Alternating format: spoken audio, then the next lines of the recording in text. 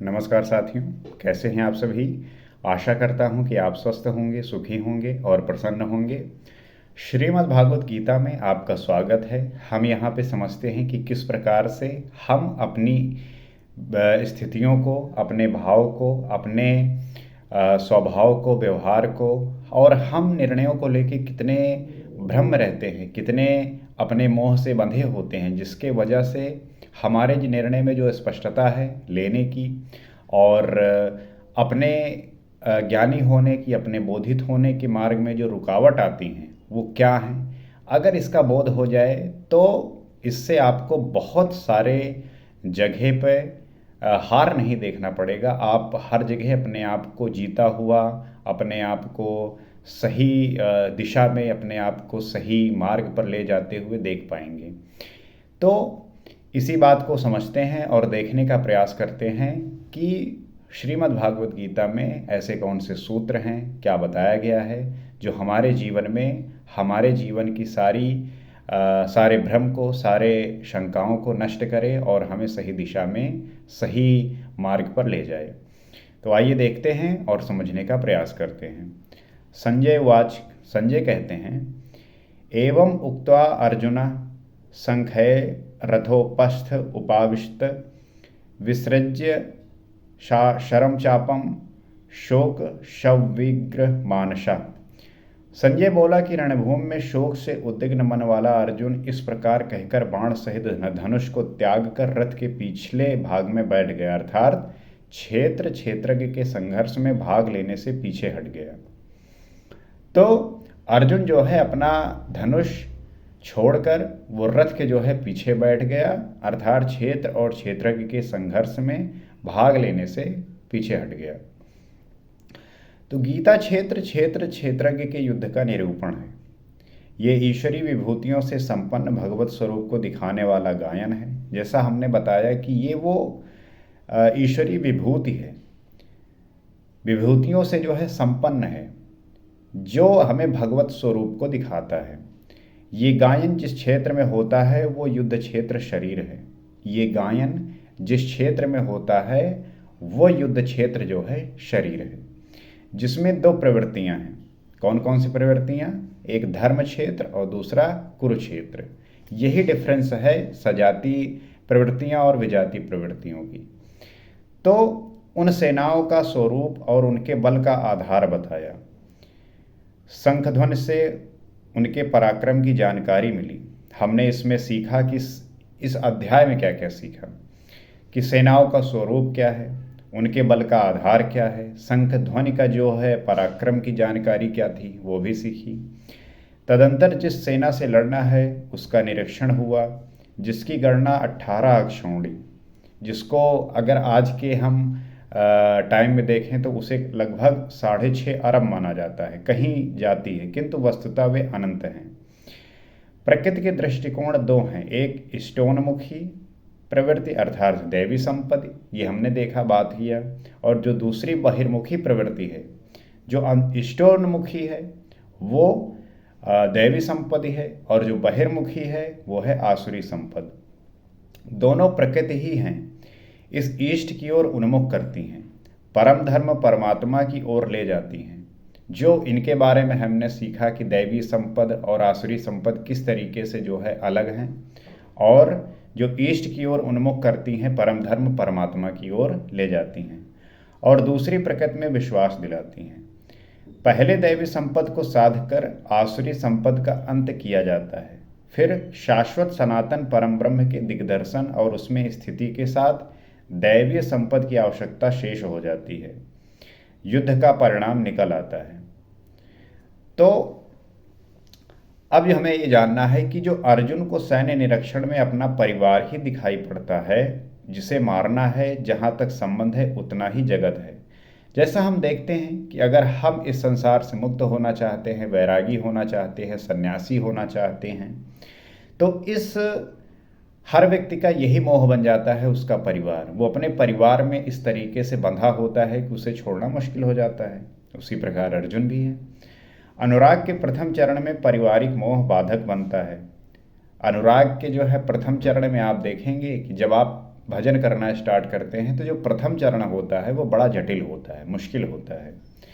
साधक जब देखता है कि मधुर संबंधों से इतना विच्छेद हो जाएगा जैसे वे थे ही नहीं, तो उससे घबराहट होने लगती है। वो बड़े ही अच्छे अच्छे संबंध में होता है, मधुर संबंध में होता है, संसारिक जीवन जी रहा होता है, सुखी होता है, दुखी होता है, लेकिन उसे अच्छा लग रहा होता है। लेकिन इस साधक को जब ये लगता है कि इससे तो विच्छेद होना पड़ेगा और विच्छेद हो भी जाएगा, तो भी जो है उसे तब जो है उसे घबराहट होने लगती है। स्व जनाशक्ति को मारने में उसे अकल्याण दिखाई देने लगता है। तो अपने को जो मारने में, अर्थात अपने को छोड़ने में, जो मोह से वो ग्रसित है, तो वो जो है बड़ा ही अकल्याणकारी दिखाई देने लगता है। वो प्रचलित रूढ़ियों में अपना बचाव ढूंढने लगता है, जैसा अर्जुन ने किया। तो जो रूढ़ियाँ चल रही हैं, इस रूढ़ियों को काटने में जो सहायक हो रहा है, जो गुरु आपको ये कराएगा, उस गुरु से भी आपको हो सकता है कि नाराजगी हो जाए, उससे आप परेशान हो सकते हैं, उसको आप चोट पहुंचा सकते हैं, गाली दे सकते हैं, और होता भी ऐसा। क्योंकि प्रथम चरण बड़ा कठिन है, क्योंकि जी आप रहे थे जो है संसारिक जीवन, और ये जो रास्ता है इसमें इसको त्यागना है, तो आपके लिए थोड़ा मुश्किल हो जाता है। उसने कहा, कुलधर्म ही सनातन धर्म है, इस युद्ध से सनातन धर्म नष्ट हो जाएगा। जैसा वो मानता है कि जो सनातन धर्म है वो कुल धर्म है, और इस युद्ध से जो है सनातन धर्म नष्ट हो जाएगा। कुल की स्त्रियां दूषित होंगी, वर्ण संकर पैदा होगा, तो कुल और कुल घातियों को अनंत काल तक नरक में ले जाने के लिए ही होता है। उसे इस बात का विश्वास है कि इससे जो है वर्ण संकर पैदा हो जाएगा, स्त्रियां दूषित हो जाएंगी, और ऐसे व्यक्ति जो करेंगे वो नरक में अनंत काल तक पड़े रहेंगे। अर्जुन अपनी समझ से सनातन धर्म की रक्षा के लिए विकल है। इसी प्रकार आज के भी लोग हैं, उन्हें लगता है कि वो सनातन धर्म की रक्षा कर रहे हैं, लेकिन वास्तविक क्या मतलब है, शायद उन्हें पढ़ने की आवश्यकता है, अध्ययन करने की आवश्यकता है। उसने श्री कृष्ण से अनुरोध किया कि हम लोग समझदार होकर भी ये महान पाप क्यों कर रहे हैं, अर्थात श्री कृष्ण भी पाप करने जा रहे हैं। अर्जुन को लग रहा है कि वो बड़ा ज्ञानी है, उसे पता है कि सनातन धर्म क्या है, और वो कृष्ण को भी समझाने का प्रयास कर रहा है कि हम दोनों मिलकर ये पाप करने जा रहे हैं। अंतोगत्वा पाप से बचने के लिए मैं युद्ध नहीं करूंगा, ऐसा कहता हुआ हताश अर्जुन रथ के पीछे भाग में बैठ गया, क्षेत्र क्षेत्रज्ञ के संघर्ष से पीछे हट गया। तो जैसा कि इसमें तो अर्जुन जो है इससे जो है हताश हुआ, और अर्जुन जो है वो रथ के पीछे वाले भाग में जाकर बैठ गया, और उसने कहा कि मैं युद्ध नहीं करूंगा। तो इस अध्याय को अर्जुन विषाद योग कहा है। अर्जुन विषाद योग, अर्थात अर्जुन को जो है इस बात का ये खेद है, ये विषाद है कि वो जो है युद्ध नहीं करेगा। अर्जुन अनुराग का प्रतीक है। ये हमने पहले भी डिस्कस किया कि अर्जुन जो है वो अनुराग का प्रतीक है। सनातन धर्म के लिए विकल होने वाले अनुरागी का विषाद योग का कारण बनता है। तो सनातन धर्म के लिए जो विकल होने वाला अनुरागी है, अर्थात जो प्रेम का भाव सदा लिए रहता है, तो विषाद जो है योग का कारण बनता है। यही विषाद मनु को हुआ था। तो रामचरितमानस में तुलसीदास जी क्या लिखते हैं कि हृदय बहुत दुख लाग, जन्म गयो हर भगत बिन। मतलब संशय में पड़कर ही मनुष्य विषाद करता है। जब आपके अंदर शंका होती है, आप भ्रम में होते हैं, तो आपके अंदर जो है विभिन्न प्रकार की ऐसे विषाद उत्पन्न होते हैं। उसे संदेह था कि वर्ण संकर पैदा होगा जो नरक में ले जाएगा, क्योंकि जब आपको अधूरा ज्ञान होता है, पता नहीं, तो जो आप माने रहते हैं उसी की कहानी बनाते हैं, उसी को लेके आप जीवन जीते हैं। मुझे तो बड़ा कष्ट होता है उन लोगों को जानकर कि जो बिना ज्ञान को जाने, बिना चीज़ों को समझे उनकी मृत्यु हो गई। तो कितना कुछ उन्होंने पाया नहीं, कितना कुछ जाना नहीं। तो मानिए मत, मैं आपसे यही उम्मीद करूंगा कि जानने का प्रयास करिए, थोड़ा प्रयास करिए, कष्ट सही। सनातन धर्म के नष्ट होने का भी उसे विषाद था, अतः संशय विषाद योग का सामान्य नामकरण इस अध्याय के लिए उपयुक्त है।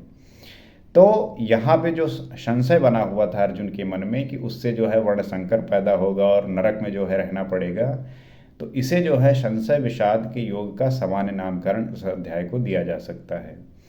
अतः ओम तत्सदिति श्रीमद्भागवत गीता सूपनिषत्सु तस्तु ब्रह्म विद्यायाम योग शास्त्रे श्री कृष्ण अर्जुन संवादे संशय विषाद योगे नाम प्रथमो अध्याय समाप्त। पहला अध्याय जो है यहीं पे समाप्त होता है, क्योंकि श्रीमद् भागवत गीता रूपी उपनिषद एवं ब्रह्म विद्या तथा योग शास्त्र विषयक श्री कृष्ण और अर्जुन के संवाद में जो संशय विषाद योग नामक प्रथम अध्याय है वो पूर्ण होता है। तो हमारा प्रथम अध्याय यहीं पे पूर्ण होता है और हम नेक्स्ट एपिसोड से दूसरा जो है अध्याय आरंभ करेंगे। तो उम्मीद करते हैं कि इस अध्याय को आपने सुना होगा, आप समझे होंगे और इस बात को समझते हुए आप इस पे चिंतन करेंगे, मंथन करेंगे। जब मंथन करेंगे तब इसकी गहराई आपको समझ में आएगी और जब गहराई आपको समझ में आने लगेगी तब आप इससे जो है कनेक्ट होने लगेंगे और चीज़ें समझने लगेंगे। तो अगले एपिसोड में हम आगे बात करेंगे, आगे समझेंगे। आज के लिए इतना ही। अगले एपिसोड में आपसे फिर मुलाकात होती है। नमस्कार।